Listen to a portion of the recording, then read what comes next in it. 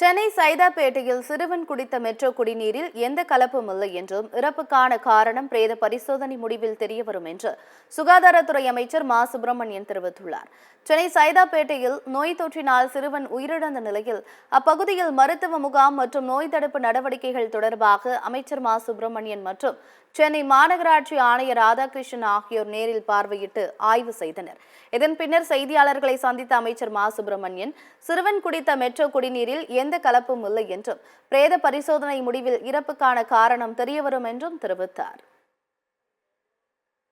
இங்கே தொழில் செய்வதற்காக ஒரு குடும்பம் வந்து ஒரு 7-8 நாட்களுக்கு முன்னால் இங்கே காலியாக இருக்கிற வாடகை வீட்டில் குடி வந்திருக்கிறார்கள்.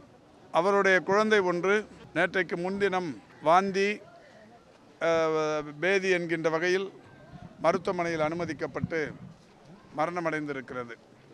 அந்த குழந்தையும் இன்னொரு குழந்தை அவருடைய சகோதரியும் இன்றைக்கு எழும்பூர் குழந்தைகள் நல மருத்துவமனையில் அனுமதிக்கப்பட்டிருக்கிறார்.